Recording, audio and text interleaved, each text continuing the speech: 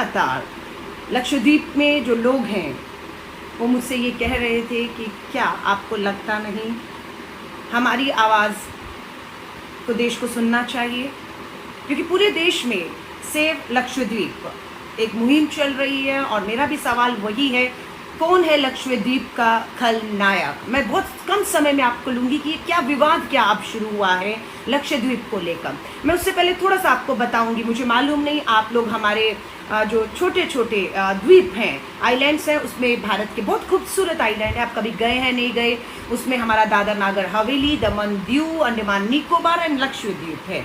विवाद लक्षद्वीप में चल रहा है, इस समय पूरा आंदोलन चल रहा है। लक्षद्वीप के बारे में सिर्फ आपको ये बताना चाहती हूँ कि लक्षद्वीप में 35 के करीब छोटे छोटे आइलैंड्स हैं, 35 के करीब, और उस 35 में से 25 पे लोग नहीं रहते हैं, यानी कि वहाँ कोई लाइफ नहीं है। लेकिन 10 जो लक्षद्वीप के 10 जो छोटे छोटे द्वीप हैं, ये एक दूसरे से पूरा इलाका कहेंगे तो 35 किलोमीटर स्क्वायर किलोमीटर में आते हैं। 10 छोटे छोटे द्वीप 35 स्क्वायर किलोमीटर में, और इनकी जो आबादी है वो 60 और 65 हज़ार के करीब है, यानी कि दिल्ली के एक नगर निगम की सीट के बराबर। अब इतना ही लक्षद्वीप है, पर बहुत खूबसूरत, प्रकृति कुदरत के बहुत करीब है। हवा पानी आप देखेंगे, पर्यावरण को लेकर बहुत खूबसूरत, हमें गर्व होगा कि भारत के ये छोटे छोटे खूबसूरत आइलैंड्स हैं। और राहुल गांधी जी ने तो इसे जो है भारत का गहना जो है वो बताया है। और कांग्रेस के खास तौर से लोगों से कहूँगी कि कांग्रेस क्यों लक्षद्वीप के लोगों के साथ इस आंदोलन के साथ खड़ी, और क्या विवाद है। विवाद आपको मैं बताती हूँ। एक शख्स है, खलनायक कौन है आप तय करिएगा। एक शख्स है जिनका नाम है प्रफुल्ल के पटेल। कौन है प्रफुल्ल के पटेल? प्रफुल्ल के पटेल 2007 में गुजरात से विधायक चुने गए, 2007 में। और 2010 में जब देश के आज के गृह मंत्री अमित शाह जी को तड़ीपार कह के गुजरात से बाहर कर दिया गया था, गृह मंत्री के पद से उन्हें इस्तीफा देना पड़ा था, तब 2010 में यही प्रफुल्ल के पटेल गुजरात के गृह मंत्री बने। 2010 में और 14 में जब केंद्र में मोदी सरकार आई, तब इन्हें प्रफुल्ल के पटेल को जो है सबसे पहले दमन दीव यूनियन टेरिटरी है, उसका इन्हें एडमिनिस्ट्रेटिव हेड बनाया गया। और उसके बाद आगे चले 2014 में बनाया, तो 2016 आते आते इन्हें जो है दादर नागर हवेली का भी एडमिनिस्ट्रेटिव हेड बना दिया गया इन्हें। और 2016 के बाद 2019 आते आते जो दमन दीव और हमारा दादर नागर हवेली है, इन दोनों यूनियन टेरिटरी को एक करके एक कर दिया गया। और इन दोनों का भी एडमिनिस्ट्रेटिव हेड जो है प्रफुल्ल के पटेल, जो संघ भाजपा आरएसएस की बैकग्राउंड, गुजरात के पूर्व गृह मंत्री, उन्हें बनाया गया। विवाद ये हुआ कि आज़ादी से 70 सालों में लगभग 35 के करीब administrative head in union territory में बनाए गए। लेकिन पहली बार हुआ कि किसी राजनीतिक विचारधारा के पॉलिटिकल आदमी को एडमिनिस्ट्रेटिव हेड बनाकर इसके ऊपर बिठा दिया गया। चलिए, यहाँ पे भी कोई दिक्कत नहीं, सरकारें आती हैं, बदलाव आते हैं। जो 35-70 सालों में नहीं बदला, वो अब बदला कि राजनीतिक व्यक्ति को बिठाया जाएगा। इससे पहले आईएएस को बिठाया जाता था। अब हुआ ये कि सबसे पहले इनको जब दमन दीव का बनाया गया, तो दमन दीव में इन्होंने जो है वहाँ पर जो मकान थे, विकास के नाम पर लोगों को बेघर किया, वहाँ पर बुलडोज़र चले। और वहाँ पर जो है जो लोग बेघर हुए, वहाँ के जो सांसद लालू पटेल भाजपा से आते हैं, उन्होंने प्रोटेस्ट भी किया। लेकिन वहाँ पर 144 धारा लगाने के बाद जितने स्कूल थे उन्हें जेल में बदल दिया गया, और बोला कि अगर दमन दीव में ये जो डेमोलिशन चल रहा है, जो गरीबों के घर तोड़े जा रहे हैं, उनके खिलाफ अगर कोई बोला तो उन्हें जेल भेज दिया जाएगा। तो लालू पटेल जी भाजपा के थे, कार्रवाई भाजपा के ही नियुक्त किए एडमिनिस्ट्रेटिव कर रहे थे, इसलिए वो ज़्यादा कुछ नहीं कर पाए। लेकिन अब दमन दीव से जब बात आगे बढ़ी, तो अब सुनिएगा, अब चौंकाने वाली बात है। अब आती है बात दादर नागर हवेली की। दादर नागर हवेली के सांसद 7 बार चुनकर आए। लोग यूं ही नहीं चुनते, एक जनप्रतिनिधि को लगातार 7 बार चुना गया, जिनका नाम था मोहन डेलकर। मोहन डेलकर को जो है दादर नागर हवेली के लोगों ने 7 बार चुना। कांग्रेस में थे, उसके बाद बीजेपी में भी गए, उसके बाद अपनी पार्टी बनाई, लेकिन लगातार 7 बार चुनाव लड़े और अभी पता लगा फरवरी 2020 में लोकसभा के चुने हुए सांसद, 7 बार के सांसद, लोकप्रिय सांसद दादर नागर हवेली के सांसद ने आत्महत्या कर ली है। और आत्महत्या में 15 पेज का इनका सुसाइड लेटर था। 15 पेज का सुसाइड लेटर गुजराती में लिखा गया था और सबसे बड़ी बात, उस सुसाइड लेटर में नाम था, जी हाँ, इन्हीं गुजरात के पूर्व गृह मंत्री जो अभी एडमिनिस्ट्रेटिव हेड है प्रफुल्ल के पटेल को मोहन डेलकर ने जो है अपनी हत्या का दोषी बताया। लगा कि अब नैतिकता के आधार पर प्रफुल्ल के पटेल को तुरंत इस्तीफा दे देना चाहिए ताकि एक निष्पक्ष जांच जो है वो हो सके, लेकिन ऐसा संभव नहीं हुआ। प्रफुल्ल के पटेल आज भी अपने पद पर बने हुए हैं और उनके बेटे जो है मोहन डेलकर के जो बेटे हैं अभिनव, उनका आरोप था कि उनके पिताजी पर बहुत ज़्यादा दबाव प्रफुल्ल के पटेल द्वारा बनाया जा रहा था और उनसे 25 करोड़ रुपया भी जो है वो मांगा जा रहा था। ये अभिनव उनके बेटे के आरोप है, उनसे उनको बहुत प्रशासनिक दबाव था, वो लोगों के बहुत से काम नहीं हो पा रहे थे। वहाँ पर 90 के करीब घर भी थे जिन्हें उजाड़ दिया गया था, ये कहकर कि विकास के नाम पर ये घर उजाड़े जा रहे हैं। और जिनके घर उजाड़ दिए गए उनको कहा गया कि आप प्रधानमंत्री आवास योजना के तहत कर्ज लेकर मकान बना लीजिएगा, लेकिन यहाँ नहीं कहीं और। इन सब चीज़ों से कहते हैं कि परेशानों को मोहन डेलकर 7 बार के जो सांसद रहे उन्होंने आत्महत्या कर दी। तो अब दमन-दीव से दादर नागर हवेली तक आते हैं। अब आती हूँ मैं लक्षद्वीप पर वापस। लक्षद्वीप में 3 तरह का, पहला एक सांसद होता है, जैसे दादर नागर हवेली, दमन-दीव, लक्षद्वीप, आपका अंडमान निकोबार में सांसद है, वैसे यहाँ एक सांसद है।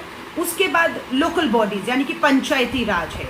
यहाँ पर विधानसभा नहीं है, यहाँ पर विधानसभा के चुनाव नहीं होते, मुख्यमंत्री नहीं है, इसलिए सीधा लोकसभा सांसद के बाद पंचायती राज, पंचायती के बाद जो है राष्ट्रपति द्वारा नियुक्त किया हुआ एडमिनिस्ट्रेटिव हेड होता है। तो अब जो दमन दीव, दादर नागर हवेली, इन दोनों को मिलाकर यूनियन टेरिटरी, इन सब का जो एडमिनिस्ट्रेटिव हेड था प्रफुल्ल के पटेल, उन्हें ही लक्षद्वीप भी सौंप दिया गया। यानी कि लोगों ने कहा ऐसा लग रहा है कि सक्षम अच्छे अधिकारियों की लोगों की कमी है, इसलिए एक आदमी को ही सब कुछ सौंपा जा रहा है। लेकिन वो बाद में पता लगा कि वो सौंपा जा रहा था वो एक बहुत बड़ी साजिश थी। साजिश क्या है आपके सामने रख रही हूँ। साजिश ये है, अब ध्यान से सुनिएगा, सिलसिलेवार मैं आपको बताती हूँ। लक्षद्वीप के अंदर जो एडमिनिस्ट्रेटिव हेड थे दिनेश्वर शर्मा IAS लक्षद्वीप के, दिसंबर 2020 में उनकी मौत हो जाती है। 4 दिसंबर 2020 में उनकी मौत हो जाती है। उनके बाद प्रफुल्ल के पटेल को लक्षद्वीप का भी एडमिनिस्ट्रेटिव हेड बना दिया जाता है मात्र 6 महीने पहले। जब ये एडमिनिस्ट्रेटिव हेड हुए दिसंबर तक एक भी कोरोना का मामला लक्षद्वीप में नहीं था। जब ये बने दिसंबर में, तो जनवरी में सबसे पहला मामला लक्षद्वीप में कोरोना का आया और अभी तक बताते हैं कि 6000 मामले और 24 मौतें लक्षद्वीप में भी हो चुकी हैं। कारण प्रफुल्ल के पटेल को ही बताया गया। ये कहा गया कि इन्होंने नियम कानूनों में पूरी ढिलाई दे दी। पहले ये था कि आपको कोरोना का टेस्ट कराना पड़ेगा, आप अगर आपको उसके बाद क्वारंटाइन होना पड़ेगा, पाबंदियाँ थी, उन सब में ढील दे दी कि नहीं, आप जो है फास्ट एक टेस्ट करा कर उसकी रिपोर्ट लेकर आ जाइए, वो सच्ची हो फर्जी हो कुछ भी, बस एक कागज़ दिखाइएगा और आप आ सकते हैं। और इसी का नतीजा हुआ कि लक्षद्वीप भी कोरोना की चपेट में आया। अब मैं फिर मुद्दे पर वापस आ रही हूँ। यहाँ पर अब भारत सरकार Lakshadweep development authority regulation act लेकर आई है। ध्यान से सुनिएगा, Lakshadweep development authority regulation act कब आया? 2021 अप्रैल में, पिछले महीने। देश में क्या चल रहा है? कोरोना महामारी चल रही है, देश उससे जूझ रहा है, लेकिन देश की सरकार ठीक उसी तर्ज पर जैसे 2020 तालेबंदी का फायदा उठाकर अध्यादेश, चोर दरवाजे से अध्यादेश के द्वारा से फार्म लॉज, कृषि कानून लेकर थोप दिए पूरे देश के ऊपर, ठीक उसी तरह 2021 पिछले महीने अप्रैल में Lakshadweep development authority regulation act ले आई है। कैबिनेट में एक मीटिंग की और एक्ट आ गया।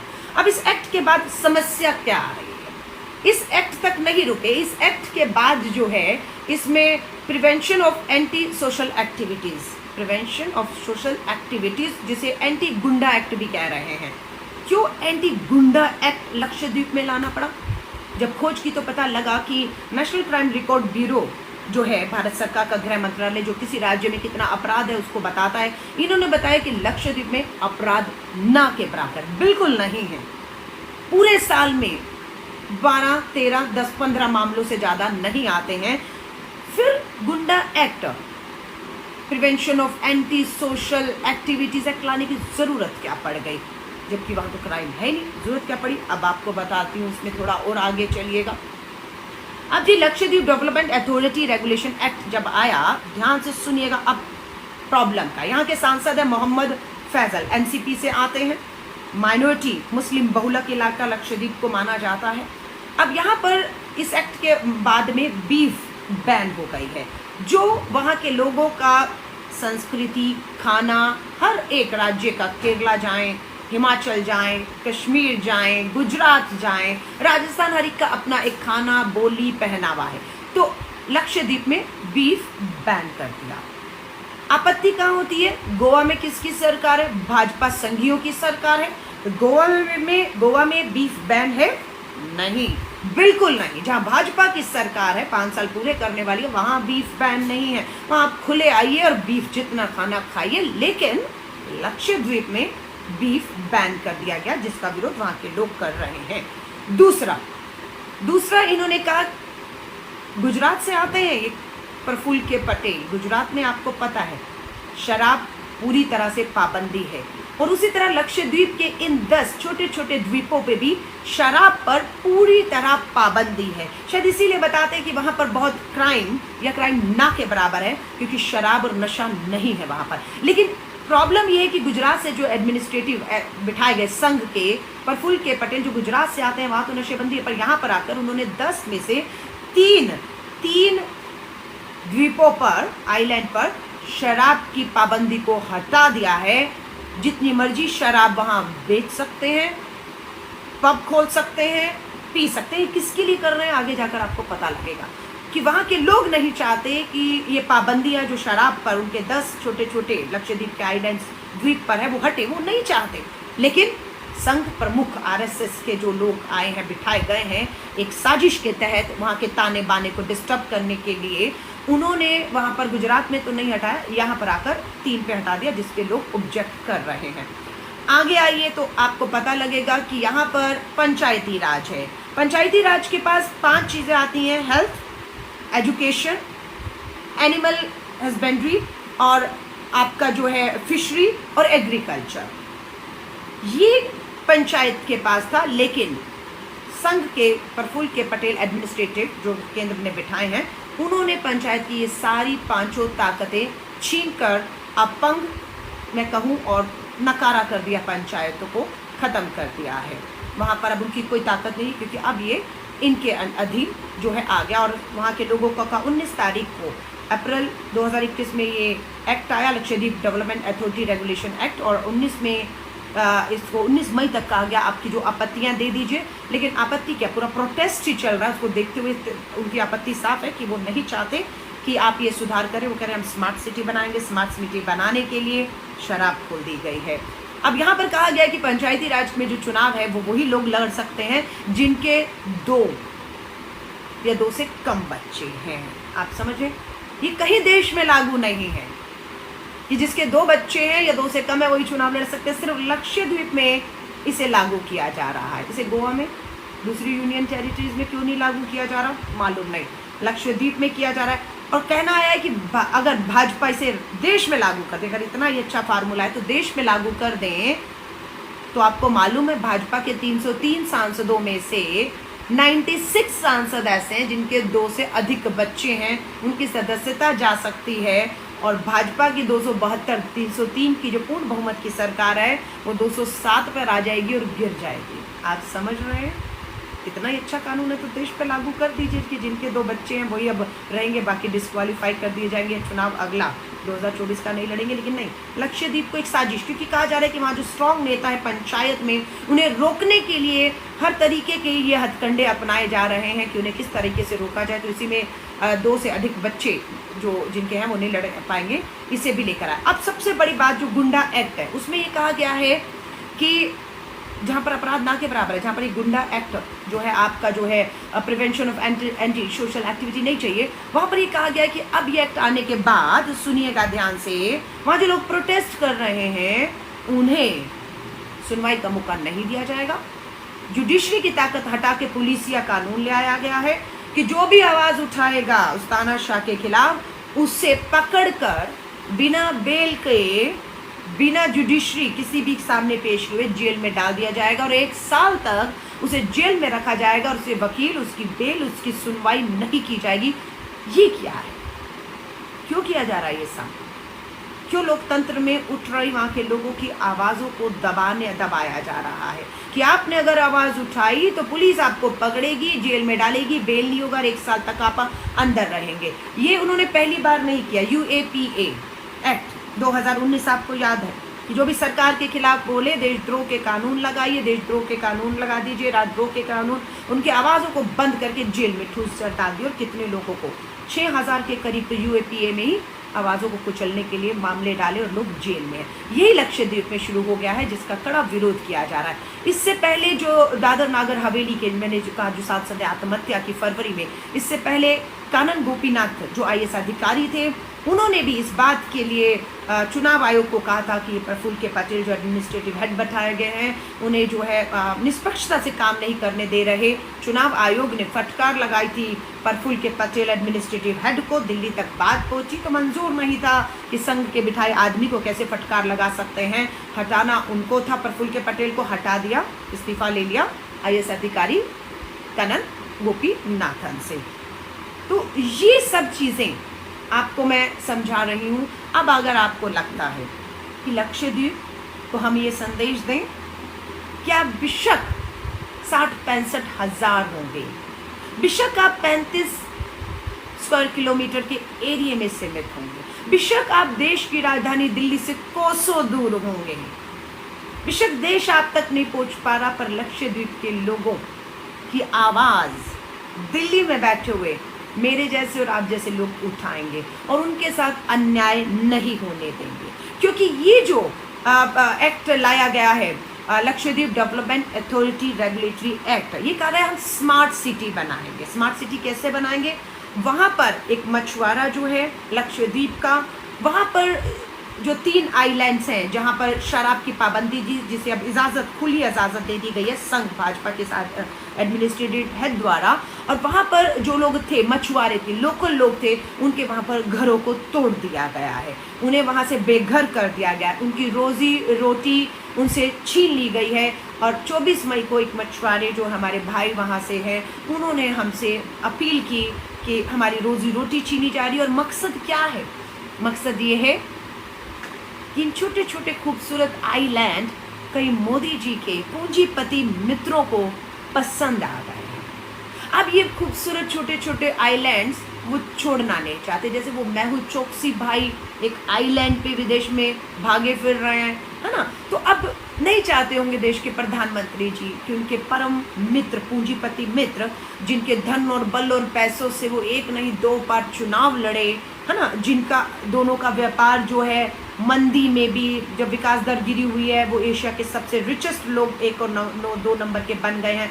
अब उनको भारत के ये आइलैंड पसंद आ गए होंगे, अब उनको ये आइलैंड चाहिए, अब इस आइलैंड चाहिए और वहाँ पर हो सकता है वो 5 सितारा होटल बनाएंगे, वो वहाँ पर हो सकता है पर्यटन का जो भी फ़ायदा है वहाँ के लोकल लोगों को मिल रहा है, वो इनके बाहर से बिठाए हुए लोगों को वहाँ पर नौकरियाँ और काम देंगे और इनको बेघर करके बेरोज़गार कर दिया। आइलैंड पसंद आ गया है और आप इन बहुत बड़े बड़े पूंजीपतियों को, राजघराने के लोगों को अपने निजी हवाई जहाज़ में उड़ान भरते हुए प्राइवेट इन छोटे छोटे हमारे खूबसूरत द्वीप पे, कोई बड़ी बात नहीं है, भविष्य में देखेंगे। तो मैं आपसे सिर्फ हाथ जोड़कर ये निवेदन कर रही हूँ कि ये खुली तानाशाही चल रही है। लक्षद्वीप हो, छोटे छोटे आइलैंड्स हमारे द्वीप हैं, उनकी संस्कृति, उनका खान पान, उनका रोजगार, उनके घर उनसे छीने जा रहे हैं। आपको लगे कि 135 करोड़ के भारत में अगर 65,000 लोग बेघर कर भी दिए गए, बेरोजगार कर भी दिए गए, अन्याय हो भी रहा है, तो नज़रअंदाज कर दीजिए। ये आपको तय करना है। अगर आपको लगता है नहीं, ये नज़रअंदाज नहीं किया जा सकता है, ये नाइंसाफ़ी है, अन्याय है लक्षद्वीप के लोगों के साथ, हमें उनकी आवाज़ बनना है। हमें उनके साथ जो नारा है सेव लक्षद्वीप के नारे को बुलंद करके उन्हें ताकत देनी है। सरकार को श्री राहुल गांधी जी ने पत्र लिखा है, राष्ट्रपति जी को लिखा है, क्योंकि यूनियन टेरिटरीज है, केंद्र शासित राज्य है, राष्ट्रपति जी के अधीन देख रेख में चलते हैं और यहाँ के जो एडमिनिस्ट्रेटिव हेड हैं वो भी राष्ट्रपति जी द्वारा नियुक्त किए जाते हैं। इसलिए कांग्रेस नेता श्री राहुल गांधी जी ने देश के राष्ट्रपति जी को पत्र लिखा है कि तुरंत केंद्र सरकार द्वारा तानाशाह तरीकों से जो एडमिनिस्ट्रेटिव पॉलिटिकल संघ का अध्यक्ष व प्रशासनिक अधिकारी बिठाए गए हैं, जो लोगों को वहाँ पर सब चीज़ों को तहस नहस बर्बाद कर रहे हैं, वहाँ आंदोलन हो रहा है, उनकी आवाज़ों को कुचलने के लिए गुंडा एक्ट लाकर धमकाया जा रहा है, उस Lakshadweep development authority regulatory act को वापस लिया जाए। अब हमारी मांग आपको समझ आ गई, और क्यों ये मांग कर रहे हैं उम्मीद करता है ये भी समझ आप सबको आ गई होगी। इसीलिए 186 पन्नों का अप्रैल 2021 पिछले महीने लक्षद्वीप डेवलपमेंट अथॉरिटी एक्ट लाया गया है। फिर वही कैबिनेट में चंद लोग बैठे, मीटिंग की, अध्यादेश ऑर्डिनेंस के माध्यम से थोप दिया गया लोगों पर, जो वहाँ के लोगों को मंजूर नहीं है, वो आंदोलित हैं। मैं आपसे निवेदन करूंगी, आवाज़ बनिए। मोहन डेलकर जो दादर नागर हवेली के 7 बार के सांसद रहे, उनके बेटे अभिनव न्याय मांग रहे हैं अपने पिता के लिए। वहाँ की जनता, वहाँ की आवाम निष्पक्ष जांच चाहती है और चाहती है कि जो गुजराती में 15 पेज का सुसाइड नोट मोहन डेलकर लिख कर छोड़ गए हैं, जिसमें प्रफुल्ल के पटेल का नाम भी है, उन्हें पद से तुरंत हटाते हुए तुरंत इसकी जो है निष्पक्ष जांच जो है वो करके देश के सामने लाई जाए, लेकिन वो भी नहीं हो रहा है। तो मैं आप सभी से हाथ जोड़कर कहूँगी, जितनी जानकारी मेरे पास थी मैं उतनी जानकारी आपसे शेयर कर रही हूँ, और इस उम्मीद के साथ लक्षद्वीप के लोग इसलिए भी कांग्रेस से, राहुल गांधी जी से उम्मीद कर रहे हैं, क्योंकि पीएम सैयद साहब लोकसभा के स्पीकर भी रहे 10 बार, जी हाँ 10 बार इसी लक्षद्वीप से वो सांसद चुने गए, 10 बार। आज वो दुनिया में नहीं है, लेकिन जब तक वो थे उन्होंने लक्षद्वीप के लोगों की संस्कृति, खान पान, पहनावा, उनकी रोजी रोटी छीनने का कभी काम नहीं किया। अंग्रेज़ों के 100 साल पहले ये ज़रूर हुआ था, जो है कहते हैं रॉलेट एक्ट अंग्रेज 100 साल पहले लाए थे कि आवाज़ उठाई, कोई सुनवाई नहीं होगी, बेल नहीं होगी, जेल में डाल दिया जाएगा और सालों तक कोई आपको सुनेगा नहीं। एक डराया जाता था, तानाशाही के दम पर वही केंद्र की भाजपा सरकार कर रही है। हम देश के राष्ट्रपति जी से निवेदन करते हैं, मत कुचलिए लोकतंत्र में उठती इन आवाज़ों को। सेव लक्षद्वीप के नाम से बहुत कम साथी जुड़े, लेकिन मुझे मालूम था मुद्दा मात्र लक्षद्वीप का है, क्योंकि इससे पहले वाले लाइव देश के अनेकों मुद्दों पर मैंने बात की, 1000 से ऊपर लोग लाइव जुड़े। मैं सोच रही थी कि ये लक्षद्वीप का मामला है, देश की, भारत की राजधानी दिल्ली सत्ता के इन गलियारों से कोसों दूर है। हवाई जहाज करके कितने बार वहाँ पर पहुँचने के लिए भी बहुत पैसों की ज़रूरत पड़ती है आप लोगों को, हर कोई नहीं पहुँच पाता है। इसीलिए मैं आपसे कह रही हूँ कि आवाज़ बनिए। वहाँ के जो पोर्ट है, जो लक्षद्वीप के हैं, वो केरला से जुड़े हुए, वहाँ पर मलयालम बोली जाती है। मैंने कहा मुस्लिम बहुलक इलाके हैं, और केरला के साथ उनका जो है फिशरी कहें, एनिमल हस्बेंड्री कहें, व्यापार एग्रीकल्चर का ज़्यादा अच्छा रहा है। अब इन्होंने वो भी बंद कर दिया है। आपको मालूम है कि अब लक्षद्वीप केरला के साथ व्यापार नहीं कर सकता। लक्षद्वीप अब भाजपा तय करेगी कि मैंगलोर, कर्नाटका मैंगलोर के साथ अब व्यापार होगा। वहाँ के लोग नहीं चाहते, वहाँ के लोग मलयाली बोलते हैं, वहाँ के लोग केरला के साथ, उनकी सरकार केरला की सपोर्टिव उनको रही है, इसलिए वो उन्हीं के साथ करना चाहते हैं। पर सरकार वो नहीं कर रही जो लोग चाहते हैं, सरकार वो कर रही है जो उनके एजेंडे को सूट करता है। मैं अपने सब साथियों से कहूँगी, 253 साथी अभी भी देख रहे हैं, खासतौर से कांग्रेस और जो लोग बिल्कुल लक्षद्वीप के साथ, लक्षद्वीप के 65,000 की मात्र छोटी सी आबादी के, हमारे ही अपने देश के लोग जो के साथ लड़ाई चल रही है, उनके अन्याय के खिलाफ खड़े हैं, तो इस वीडियो को शेयर करिएगा, ताकि लक्षद्वीप के लोगों को भी लगे, जैसे मैंने पहले कहा, आप अकेले नहीं हैं। राजधानी दिल्ली में आपकी आवाज़ बनकर भारत के हमारे जैसे बहुत से नागरिक गूंज रहे हैं। आपके साथ अन्याय नहीं होने देंगे। लक्षद्वीप के लोगों को अपना एक भी कदम पीछे लेने की कोई ज़रूरत नहीं है। ये गुंडा एक्ट भी वापस होगा और ये नया Lakshadweep development authority regulatory act जो लाए हैं वो भी उन्हें वापस लेना होगा। बीफ पे बैन करनी है। खुली चुनौती है कि नॉर्थ ईस्ट जहां भाजपा की सरकारें हैं, गोवा जहां भाजपा की सरकार है, दम हो हिम्मत हो पहले वहां बैन करिए। 2 बच्चे जिनके वो चुनाव लड़ सकते हैं, एक अच्छा आने वाले भविष्य में इस पर चर्चा करके लागू देश में भी करना चाहिए। जितने सांसद विधायक हैं वहां पर भी, पर मात्र लक्षद्वीप को एक मकसद के साथ इसे थोपा जा रहा है। वहां पर लोगों को बेघर कर दिया गया, उनकी रोजी रोटी छीन ली गई है। पूंजीपति मित्रों के लिए आने वाले समय में टूरिज्म शराब क्योंकि खोल दी गई है। लोग नहीं चाहते कि शराब खुले। ऐसा नहीं कि वहाँ के लोग पढ़े लिखे नहीं हैं। अगर वहाँ की आप देखेंगे कि जो लोग कहते हैं ना पढ़े लिखे नहीं है, बच्चे पे बच्चे पैदा कर रहे हैं, बहुत आबादी बढ़ रही है, वहाँ की आबादी भी आप देखेंगे दूसरे अगर कोई राज्यों की अगर मैं तुलना करूँ तो कितने गुना बढ़ रही है। वहाँ पर आबादी भी ऐसे नहीं कह सकती कि बहुत बढ़ रही है इसलिए 2 बच्चे पर वाली रूल लागू कर देना चाहिए। वहाँ की महिलाएं कहें तो सबसे ज़्यादा शिक्षित महिलाएं हैं, जागरूक लोग हैं और वहाँ पर कोई कहते हैं क्राइम अपराध नहीं है। फिर गुंडा एक्ट लगाकर मात्र लोकतंत्र की आवाज़ों को दबाने का काम गुंडा सरकार कर रही है। ये गुंडा एक्ट केंद्र की भाजपा सरकार पर लागू होना चाहिए, ना कि लक्षद्वीप के लोगों के ऊपर। और ये स्मार्ट सिटी के नाम पर लोगों को बेघर करना, बेरोजगार करना, अपने पूंजीपति मित्रों के लिए रास्ते खोलना बंद कर दीजिए। ये बर्दाश्त नहीं किया जाएगा। तो जाते जाते आप सभी से हाथ जोड़ के निवेदन करूंगी, सिर्फ और सिर्फ आज खास अपने ही भारत के दूर दराज बैठे हुए भारत के समुद्र में छोटे से बिंदु हैं, छोटे से बिंदु 35 स्क्वायर किलोमीटर में बसे हुए 65,000 लोग 10 आइलैंड में बसे हुए हैं। इनकी आवाज़ बनने के लिए आई हूँ, क्योंकि अगर आज इनके लिए नहीं बोलेंगे तो दादर नागर हवेली के सांसद आत्महत्या कर चुके हैं। दमन दीव के सांसद रो रहे हैं, स्कूलों को जेल में बदलकर वहाँ के लोगों को बेघर करके वहाँ जेलों में ठूस दिया गया। लक्षद्वीप के सांसद मोहम्मद फैजल लड़ रहे हैं, लेकिन राष्ट्रपति दिल्ली में बैठते हैं, एडमिनिस्ट्रेटिव हेड उनका बिठाया हुआ है, वो तानाशाहियाँ कर रहे हैं। तो हमें इन्हें दिल्ली में ही रोकना होगा। उम्मीद करती हूँ इस वीडियो को शेयर करेंगे ताकि लक्षद्वीप के 65,000 लोगों को लगे वो 65,000 नहीं, 65 करोड़ नहीं, 130 करोड़ भारतीय हम उनके साथ हैं और आज नहीं आने देंगे। उनकी संस्कृति, उनके कल्चर, उनके पहनावे, उनके खान पान, उनकी रोजी रोटी और उनके घर नहीं छीनने देंगे। हम लड़ेंगे और जीतेंगे। मेरी शुभकामनाएं आप सभी के साथ हैं।